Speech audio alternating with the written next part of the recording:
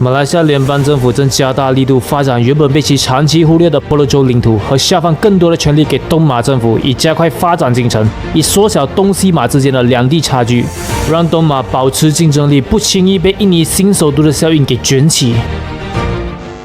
Kalau di Sarawak, kita juga bersaing dengan rakan-rakan jiran kita. Sebab itu, kalau jiran kita membangun, Malaysia harus membangun sama-sama dengan jiran kita. Kami Sarawak berhadapan dengan Kalimantan. Nusantara akan ditempatkan. Apakah kita Malaysia di Sarawak hanya melihat?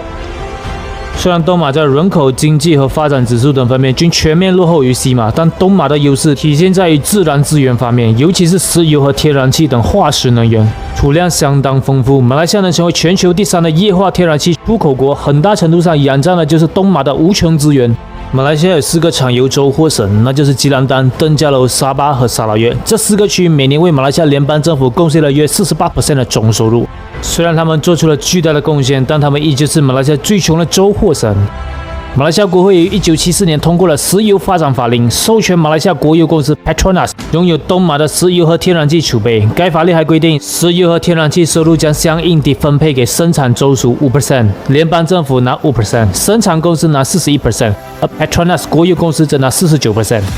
而当时的沙巴和沙拉越政府都接受了该法令，支持 Petronas 马石油享有了马来西亚全境的石油和天然气 100% 的控制权，导致沙巴和沙拉越2个地区的大部分石油收益被马来西亚联邦政府所占有，因为 Petronas 国有公司是由马来西亚联邦政府所控制的。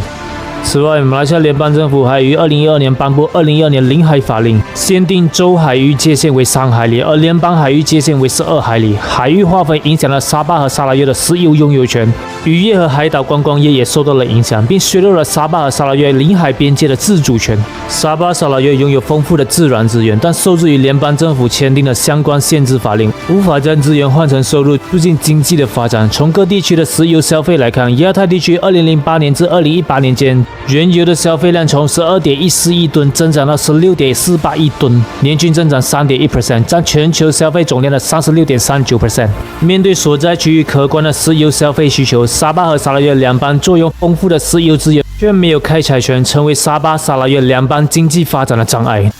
但近些年，随着东马的政治实力崛起和借由印尼迁都的影响，使他们在2002年2月11日成功施压和说服西马各政治联盟让修宪通过，使东马城州的地位恢复为邦。除此之外，他们也已经开始施压联邦政府提高石油开采税，从原本的 5% 提升到 20% 等，一步步拿回东马的权益，让东马摆脱贫困。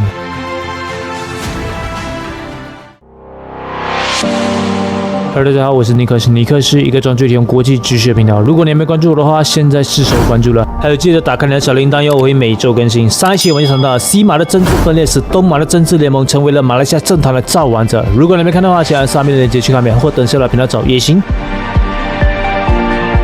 鉴于国内的政治局势和国际形势，马来西亚联邦政府在东马的要求下，已经开始加大对东马的投资。经过东马多年的游说，2016年西马联邦政府终于点头同意在东马盖一座马来西亚最长的高速公路，全长5324公里，横跨沙巴和沙捞越，耗资161亿马币。而这条大道建成后，将免费向东马民众开放，不收1分钱的过路费，预计将在2028年全面竣工。Pen Borneo ni kita dah dengar dah 12 dan 13 tahun tiap-tiap tahun dalam belanjawan Pen Borneo Pen pun tidak ada, Borneo pun tak nampak. Jadi saya tugaskan TPM kerjasama dengan kerajaan ni fast track. I want to be resolved to start this year and finish the project.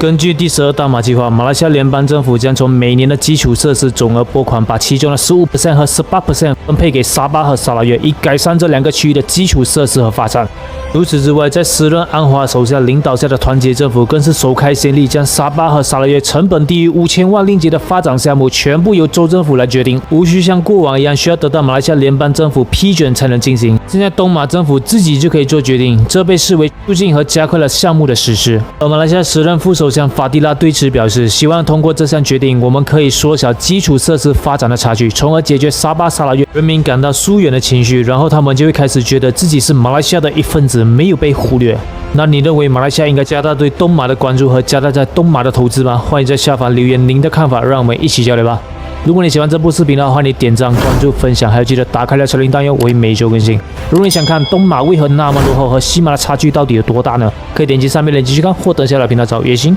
好，我是尼克，是一个专注提供国际知识的频道。我们下期见，拜拜，记得关注和订阅哦。